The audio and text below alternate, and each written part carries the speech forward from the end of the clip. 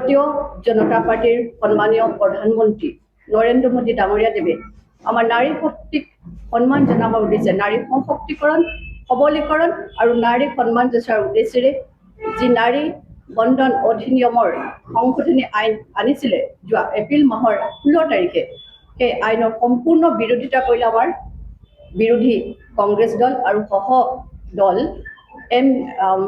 DMK TMC তথা social সমাজবাদী পাৰ্টীয়ে যি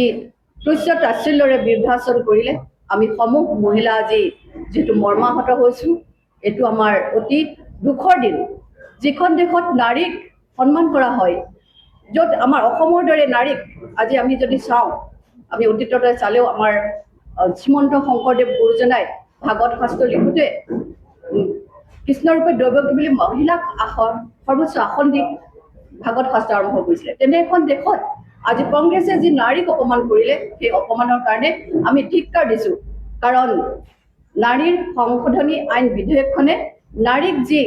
33% 1/3 নাৰীক আজি ৰাজনৈতিক ক্ষেত্ৰখনত আগবাঢ়ি যোৱাৰ ক্ষেত্ৰত আগবঢ়াই নিবৰ বাবে ভাৰতীয় জনতা পাৰ্টি চৰকাৰখনে নাৰীক সন্মান যাচিব খুজিছিলে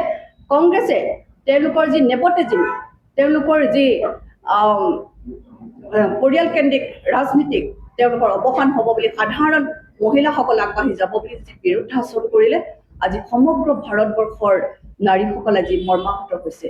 নাৰী আগবাঢ়ি গৈছে আপোনালোকে সকলোৱে জানে যে বিভিন্ন ছেক্টৰত আজি মহিলাসকলে কিমান ধৰণে আগবাঢ়ি গৈছে আজি খেলো ইণ্ডিয়াৰ পৰা স্পেচ ইণ্ডিয়ালৈকে আজি সামৰিক ক্ষেত্ৰলৈকে বিভিন্ন ক্ষেত্ৰত নাৰীয়ে আজি নিজৰ অৱদানেৰে নিজে আগবাঢ়ি গৈছে কিন্তু আজি যদি ৰাজনৈতিক ক্ষেত্ৰখনলৈ যোৱাৰ প্ৰাক মুহূৰ্তত এনেধৰণে কংগ্ৰেছে যি বিৰুদ্ধাচৰণ কৰি আমাৰ যোৱা 17 তাৰিখে আমাৰ সংসদত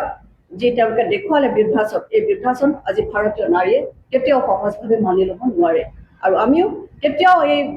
তেওঁলোকে যি প্ৰতিবাদ কৰিলে সেই প্ৰতিবাদক আমিও কেতিয়াও মানি নলওঁ আৰু কংগ্ৰেছ নিপাত আমি আজি মহিলাসকলে একত্ৰিত হৈ আজি এই সংবাদমেলখন আজি আয়োজন কৰিছোঁ যাতে কংগ্ৰেছে দেখুওৱা বিৰুদ্ধাচৰণৰ বিপৰীতে আমি মহিলাসকলে একত্ৰিতভাৱে আমাৰ যি অধিকাৰ এই অধিকাৰ আমি সাব্যস্ত কৰিবৰ বাবে আমি মাননীয় প্ৰধানমন্ত্ৰী নৰেন্দ্ৰ মোদী ডাঙৰীয়াদেৱক আহ্বান জনাম যাতে আগন্তুক 2029 চনতে যাতে নাৰীৰ বাবে 33% আমাক আসন সংৰক্ষণৰ বাবে আগবঢ়াই নিব পাৰে যিটো আমাৰ যিটো বিধেয়কখনত আছিলে তিনিটা বিশেষ কথা উল্লেখযোগ্য আছিলে যে 131 নং সংবিধান সংশোধনী আৰু দ্বিতীয়তে ডিলিমিটেশ্যন আৰু কেন্দ্ৰীয় শাসিত অঞ্চলসমূহৰ উন্নয়নৰ কাৰণে আইন গতিকে আমাৰ যিটো প্ৰথম আছিলে যে নাৰীৰ আসন নাৰীক অধিকাৰ দিয়া আসন সংৰক্ষণ কৰা আৰু লগতে আমাৰ আসন বৃদ্ধি আমি যোৱা সময়ছোৱাত দেখিছোঁ যে যিটো 1991 চন 1962 চন 1971 চনত লোকপিয়লৰ মতে জনসংখ্যাৰ ভিত্তিত যিহেতু সীমা যেহেতু ডিলিমিটেশ্যন হৈছে আৰু 1976 চনৰ পৰা কিন্তু হোৱা নাই এইটো যেহেতু বন্ধ কৰি ৰখা হৈছিলে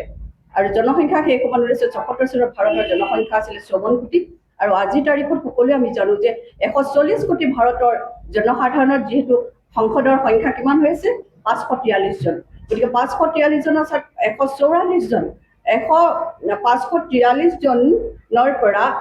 আমি এতিয়া আমাৰ কিমান কৰিব লাগে 550ৰ পৰা আমি যিহেতু বিচাৰিছোঁ 850লৈকে 50% যিহেতু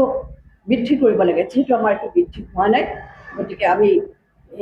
আমাৰ সাংসদৰ ডিলিমিটেশ্যনো হ'ব লাগে আমাৰ সমষ্টি পুনৰ নিৰ্ধাৰণ হ'ব লাগে সমষ্টি পুনৰ নিৰ্ধাৰণৰ লগে লগে আমাৰ মহিলা সংৰক্ষণ আইনখনো আমাৰ লগতে আমাৰ গৃহীত হ'ব লাগে যিহেতু মহিলা সংৰক্ষিত আইনখনৰ লগত সমষ্টি আমাৰ যিটো পুনৰ নিৰ্ধাৰণৰ কথাটো জড়িত হৈ আছে সেয়াহে এই দুটা চৰ্ত থকাৰ বাবে আমাৰ যিহেতু 29ৰ ইলেকশ্যনৰ কাৰণে মহিলাসকলক আমাৰ সেই বিধেয়কখন আমাক প্ৰয়োজন আছিলে যিহেতু আমাক মহিলাৰ ইয়াতকৈ বেছি পিছ পৰি যাব 2001 চনৰ কাৰণে যিহেতু 25 বছৰৰ কাৰণে মহিলাক যিহেতু সমষ্টি পুনৰ নিৰ্ধাৰণ প্ৰক্ৰিয়াটো বন্ধ হৈ আছিলে 2001 চনত পুনৰ আকৌ প্ৰক্ৰিয়াটো 25 বছৰৰ কাৰণে বঢ়াই দিলে 2029লৈকে আমি যিহেতু বাদ পৰি যাম সেয়েহে আমাৰ মাননীয় মুখ্যমন্ত্ৰী বা আমাৰ মাননীয় প্ৰধানমন্ত্ৰী ডাঙৰীয়াদেৱে 29ৰ ইলেকশ্যনে যাতে আমি মহিলাসকলে এই লাভ পাব পাৰোঁ তাৰ বাবে এই বিধেয়কখন উত্থাপন কৰিছিলে কিন্তু আমাৰ কংগ্ৰেছে যি আমাৰ তেওঁলোকে বিৰোধিতা কৰি দেখুৱালে এই বিৰোধিতাক আজি সমগ্ৰ অসম তথা সমগ্ৰ অসমৰ আমাৰ যোৰহাটৰ নাৰীসকল আমি সমূহ আজি জনগণ একত্ৰিত হৈ আমি সম্পূৰ্ণ বিৰোধাচৰণ কৰিছোঁ কাৰণ আমাৰ নাৰীসকলক আমি যদিহে সংৰক্ষিত আসন নিদিয়ে কেতিয়াও নাৰীসকল আগবাঢ়ি যাব নোৱাৰিব আৰু আজি আপোনালোকক সেয়েহে ইয়ালৈ আমি নিমন্ত্ৰণ কৰি আনিছোঁ